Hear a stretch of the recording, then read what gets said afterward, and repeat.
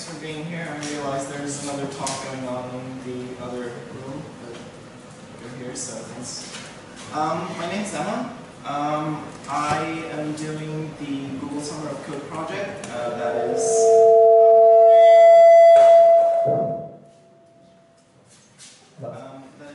Rust supporting KDevelop. Oh, just this one? Yeah. Right, so a couple of words about me. I am a student at Imperial College London. I am going into my third year now. I've been programming for about 10 years now. I have a lot of different interests in all different fields of computer science, like AI, computer vision, and lately I've been more and more interested in stuff like operating systems, type systems, stuff like that. I did an internship at Microsoft Research last summer doing some computer vision stuff, and I've also done some hacking on KDE stuff and a bunch of other cool projects like doing a bare metal ARM assembly clone of Mario Kart. So I want to start with a couple of words about Rust, because Rust is an amazing language. So I think that Rust is a really great language because it sort of learns from a lot of the mistakes that other programming languages like C++ made, and it sort of tries to take the best elements of those languages. But it also gives the sort of low-level access to it gives the access to a lot of the low-level elements and the performance benefits that come from that. So, to quote Bjarne Stroustrup, I hope I don't mangle the name, C makes it easy to shoot yourself in the foot. C++ makes it harder, but when you do it, it blows your whole leg off. So, in Rust, you can still blow your whole leg off if that's your thing, but the compiler is there to sort of very, very politely encourage you not to. So I want to give a few examples of Rust. So it's quite similar to C++ code. You probably can't see the code at the back, but it hopefully looks somewhat familiar. Like there's all the standard imperative style, imperative language features. You have structs, enums, functions, methods, etc. But Rust adds a couple more interesting features. For example, lifetimes. So lifetimes, they're not really a new idea. A lifetime of a variable is essentially it starts from the moment when that variable is created and ends when the variable is destroyed. But Rust takes that idea one step further and adds some features in the compiler that help you make sure that you don't use variables that are no longer alive. So, for example, if you have a scoped lock of a given mutex, in C++, the way you do that is you acquire the lock in the constructor, you drop the lock in the destructor, everything's great. If the mutex somehow gets destroyed while you're holding the lock, well, you get to spend a few hours debugging.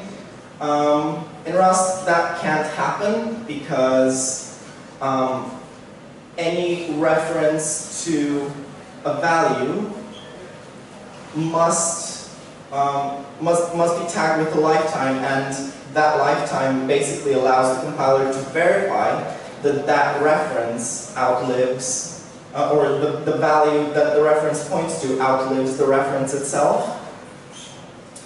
And these kinds of checks help you, or the compiler helps you basically.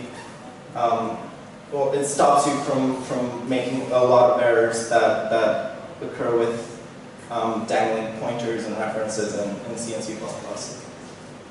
Rust also has traits. Traits in Rust are essentially concepts in C++. If and when concepts finally make it into the language standard, essentially they give you static polymorphism without having to scroll through hundreds of lines of error messages when your template parameter doesn't satisfy some requirement. Rust also has, Rust synonyms are algebraic data types. If you've done Haskell or another functional programming languages, algebraic data types are essentially tag unions. So a variable of this type can only hold one of the given one of the given variants, and it must hold all the data that is needed to construct that variant. And finally, patterns. Patterns are a cool feature that essentially lets you destructure certain types of values. So for example, if you know that a function returns a tuple, you can extract the different elements of the tuple and bind them to variables. Or alternatively, you can have conditional bindings. So a piece of code that only executes if some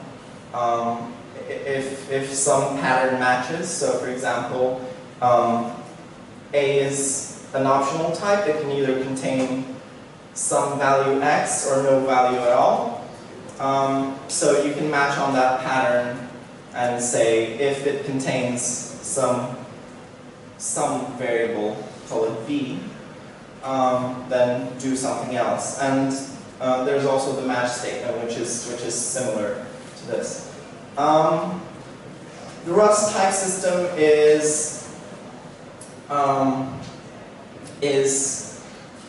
Rust has a static and strongly typed type system.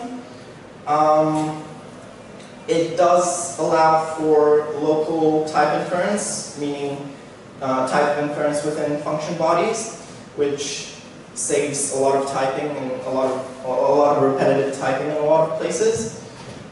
It has the concept of owned and borrowed values. So these are essentially values on the stack and references in C++, with some additional compile time checks to make sure that these values stay alive for as long as they have to. And it does some other safety mechanisms to make sure that, for example, values that cannot be used by two threads simultaneously don't get used by two or more threads. Essentially, for example, things like the mutex can be passed around between threads, but any random variable or reference cannot be passed because all sorts of ugly bugs can happen with that. So, right, let's get on to what I've been working on. So, I've been working on the Rust support plugin for the past month and a half now. Initially, there was the idea to use the Rust language server, which is developed by the Rust community. It's actively being developed, but it's still quite early stages, and it's based on the language server protocol, which is developed by Microsoft for, I think originally for Visual Studio Code, but they open sourced it and made it sort of a community effort. The language server protocol is great for editors, lightweight editors like Cake and Visual Studio Code. But in my opinion, it's not really good for something like KDevelop because it doesn't really expose enough information to build KDevelop's internal structures. When I first wrote about this in a blog post, that sparked quite a bit of discussion with the Rust community. And the things I pointed out were that in KDevelop, for example, a lot of features such as highlighting and renaming declarations are done automatically by the KDevelop platform, as long as you can build the internal structures, that is, the declaration use chain. The thing is, the Rust language server doesn't really provide the information necessary to build those internal structures. So essentially, yeah, you would not, you wouldn't have to parse the language and know anything about the language, but then you would need to implement all of these different parts of KDevelop that highlight the code and give you completions and so on and so forth based on the language server protocol client. So in the end, I decided against it. I decided to do the language plugin standard way. Thing is, Rust is a nightmare to parse. Now, C++ is a nightmare to parse, but Rust is pretty much just as bad. So what I did was use the compiler's parsing library because, well, it's the compiler. It's always going to be up to date. The thing is, the compiler's written in Rust. So what I had to do was I wrote a library in Rust, and Rust has a pretty good FFI interface to C. You basically specify that functions are extern C linkage and disable name mangling, and everything just works. Expose an API to C to allow traversing the abstract syntax tree that I get from the compiler. This is sort of a similar approach to what libclang and CPython AST library do. And these are also the things used for the C++ and Python plugins in KDevelop respectively. And essentially what I did was expose the C API. I call to it from the KDevelop source code, and that basically lets me gather all the declarations and uses and do some magic, and voila, syntax highlighting automatically. So that was cool. That was quite cool. That was fun to do. Right now, I'm working on code completion, and that's also quite interesting because for a lot of things in code completion, you need to know about types. And as I mentioned earlier, Rust has local type inference within function bodies, so that requires type inference. The problem is in the Rust compiler that happens after the parsing stage. I think after, like in between the high level to mid-level representation transform. So it's not really feasible to use that. So writing our own, amazing. It is actually quite fun. Type inference is quite a cool problem. Rust has a really cool type system that allows doing type inference. It's based on the Hindley-Milner algorithm, so that is quite fun implementing. So code completion at the moment works for local declarations. So you can autocomplete a variable declared in the local scope or in the enclosing scope. I'm currently working on getting it to run for imported libraries. So I've been able to successfully parse the Rust standard library and the Rust core library. These are quite huge after macro expansion, so that was quite cool. And afterwards, once this works, then basically applying the same method should work for any other library as well. And Rust's package manager, which I'll talk about in a sec as well, it basically builds everything. So any dependent libraries, it downloads them and builds them, and it exposes metadata about where they're stored. So essentially, I can just look at the source code of those, and it should work just the same as with the standard libraries in Rust.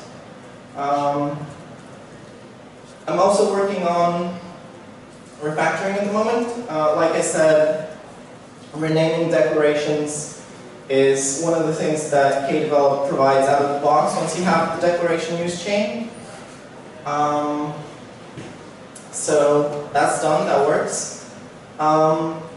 Quick fixes are something I'd like to do, and something I'm looking into. So the Rust compiler has really good error messages. It gives you suggestions about, for example, missing imports, or different sorts of type errors. It tells you, oh, did you mean this? So I'm looking into parsing those and trying to expose them as quick fixes within KDevelop. I'm also looking into auto-generating stuff like trait implementations and pattern matches, and basically anything that the IDE can write for you is always nice. Debugging should hopefully be quite straightforward. Rust uses GDB and LLDB. Both of those are already supported in KDevelop. The only thing that's needed is to integrate with with Rust executables.